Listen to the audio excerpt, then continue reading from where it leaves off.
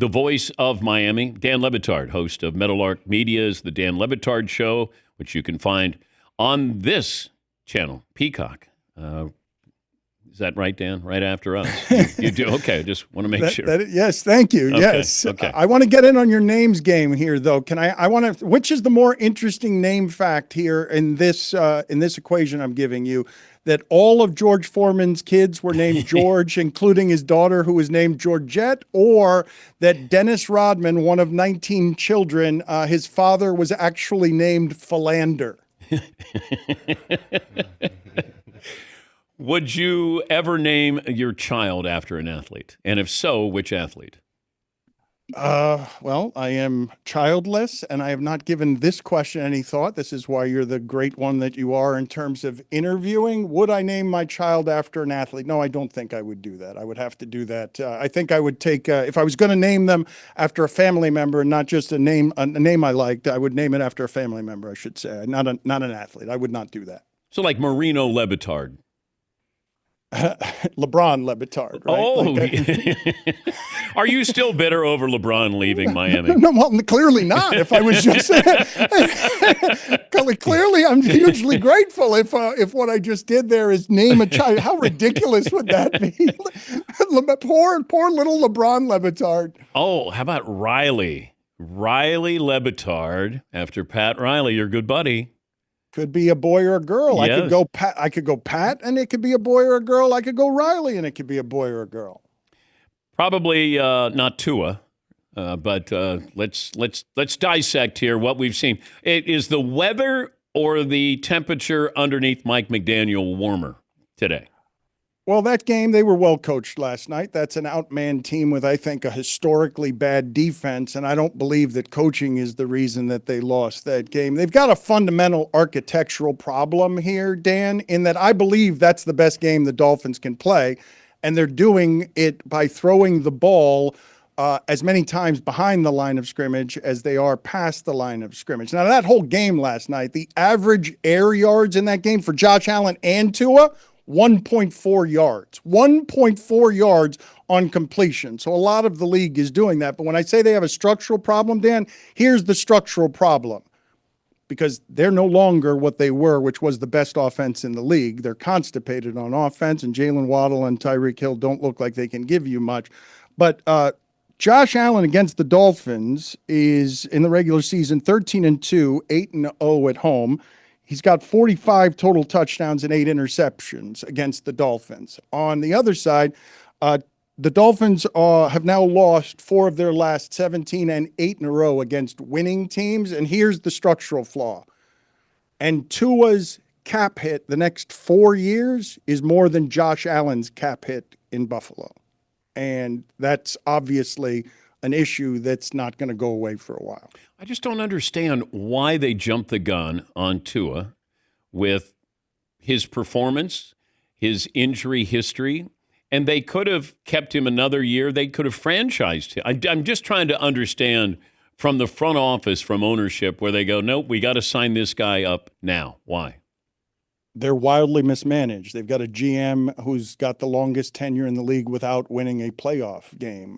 They have not enough good players, and they got fooled by scoring 70 points against the Broncos and having a comeback against the Ravens, which a lot of people do late in games. The Ravens have blown 17 second-half leads, and they got enamored with – they had the best offense in the league, and more than that, Dan, and this part matters – they had exciting offense. They were the fastest team in the league, but now you look up and they're accused of being soft and not physical enough. And the 3 guys that they have on offense that you need things from, Waddle, Hill, and Tua, all physically undersized. Like, yeah, they were fast and speed burns, but speed also ages.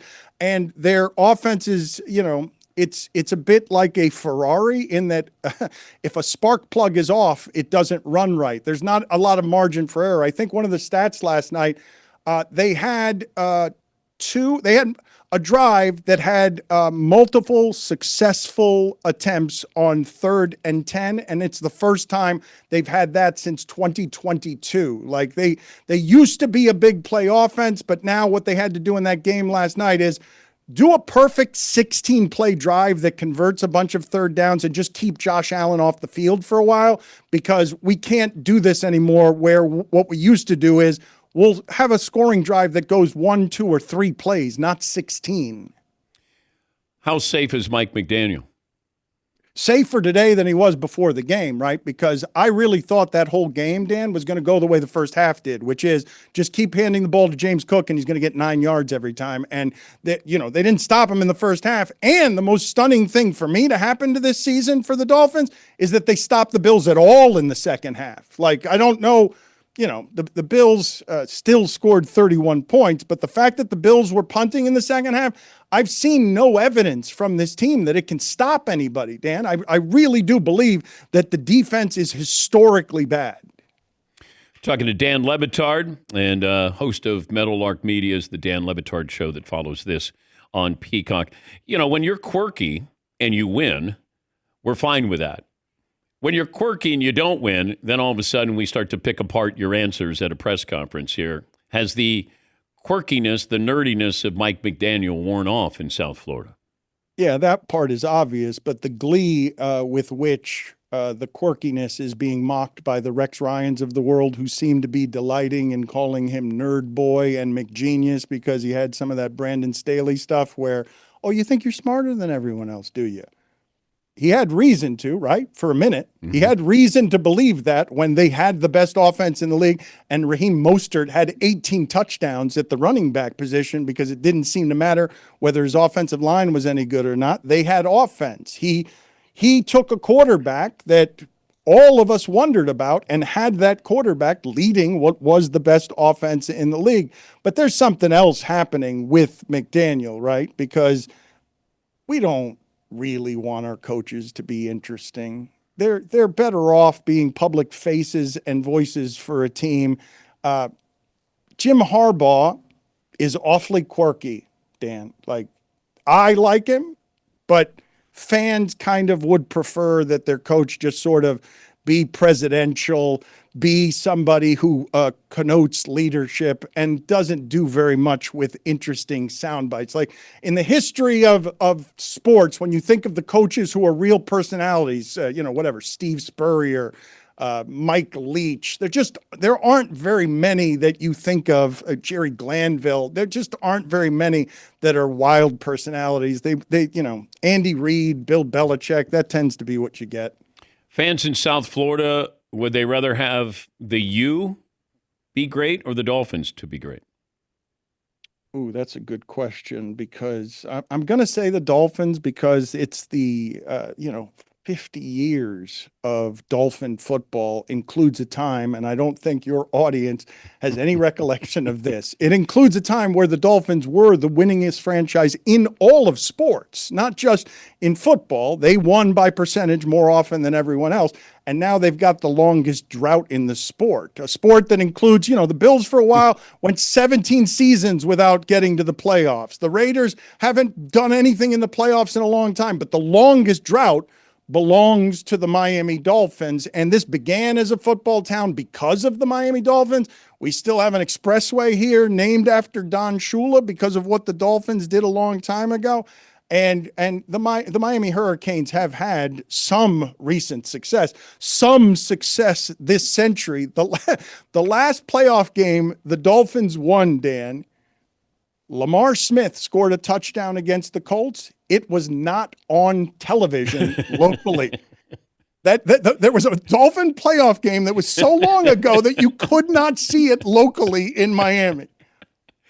Can you think of another franchise where when you go to the game, you see this jersey, and it's a jersey that is from a player who played decades ago in Dan Marino? Like, of all the different, now you might see that with the Jets, maybe, or the Bears with Walter Payton, but when you're thinking about the Dolphins, do you see other jerseys of, anybody besides Dan Marino in the building? There are a good amount of Tua supporters. It is hard to support some of the things Tyreek Hill is, even if you're excited by him on the field. But this has been a fan base that is unusually starved for excellence because it's become a regional team, Dan. It's not a national team. And one of the reasons that we're talking about them now is because for about a 16-game span or maybe a 20-game span, they had an offense that was interesting, that could make big plays. And so for one brief moment there, this team had expectations that had people talking about it nationally. And what I've been surprised by the first 3 weeks of this season, you tell me if I have this wrong, because there are plenty of bad teams in that league. The Jets, the Saints, Carolina. But national laughingstock from coast to coast over the first 3 weeks of the season, that's been because they've got three very polarizing things as the face of their national identity: McDaniel, Tua, and Tyreek Hill. And the weirdest thing about that, Dan, is I think Tua's the most polarizing of the three. Think about that for a second. And it's just because we haven't been able to accurately measure, what is this guy? Like, is he a franchise quarterback or is he not a franchise quarterback? That discussion made the conversation around Tua more polarizing than the one around McDaniel, who can give off the quirkiness you speak of, and Tyreek Hill, who does some pretty awful things as being a menace to women and children. Thank you for taking time. Thank you for having me. My best to the family. Thank you. I'm going to go home right now, and this is too much information, obviously, but see if I can try and make a little LeBron Le Batard. Whoa. Look at the prurient interests of Dan Patrick, startled. I feel bad for your wife. I'm home. My undulating sensuality is not persuasive to you. Thank you, Dan. Thank you, buddy. Dan Le Batard. Did you hear that, Todd? It's pretty wild stuff over there. Yeah. Mm-hmm. I'm rooting for him. Hope it works out. Are you? Or in? Put my little cheerleader outfit on. Let's go. Meadowlark Media is the Dan Le Batard Show. You'll find it on YouTube, but you also find it on Peacock. It follows our show.